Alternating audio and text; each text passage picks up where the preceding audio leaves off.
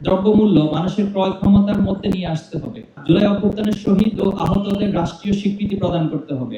জুলাই গণহত্যা, 28 অক্টোবর, পিলখানা ও শাপলা চত্বর সহ সকল হত্যাকাণ্ডের সাথে জড়িতদের বিচার কার্য দ্রুত শেষ করতে হবে। আমাদের স্বপ্ন, শহীদ, আহত, বঙ্গুত্বকরণ ভাইদের প্রত্যাশার আলোকে একদল যোগ্যতা সম্পন্ন লোক তৈরি করা, যারা বৈষম্যহীন এক সমাজ প্রতিষ্ঠা করবে।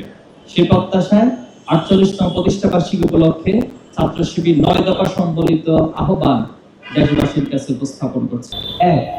শিক্ষা ব্যবস্থার উন্নয়ন এবং আধুনিকীকরণে অন্তর্ভুক্তিমূলক স্বাধীন শিক্ষা সংস্কার কমিশন গঠন করতে হবে। 2.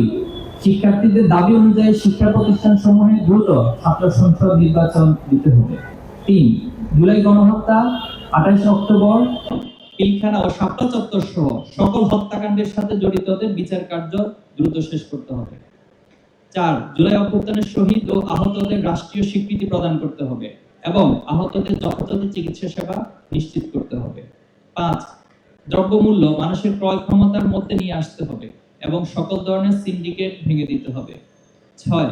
রাষ্ট্রের বিভিন্ন গুরুত্বপূর্ণ পদে থাকা ফ্যাসিবাদের দোষরদের চিহ্নিত করে বিচারের আওতায় আনতে হবে। 7. দেশের আইন শৃঙ্খলা পরিস্থিতি স্বাভাবিক করে দেশের আইনের শাসন নিশ্চিত করতে হবে। 8. বিগত 8 বছরের দায়েরকৃত সকল রাজনৈতিক মামলা প্রত্যাহার এবং রাজবন্দীদের দ্রুত মুক্তির ব্যবস্থা করতে হবে। 9.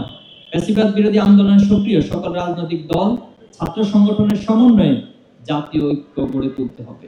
প্রিয় দেশবাসী, উপস্থিত সাংবাদিক বন্ধুগণ, পরিবর্তিত প্রেক্ষাপটে সবার বাংলাদেশ গড়ার যে ঐতিহাসিক সুযোগ সৃষ্টি হয়েছে, সেই সুযোগকে কাজে লাগিয়ে আসুন আমরা একটি সুখী, সমৃদ্ধি, সম্প্রীতি, নিরাপদ এবং মানবিক বাংলাদেশ গড়ে তোলার জন্য ঐক্যবদ্ধভাবে কাজ করি।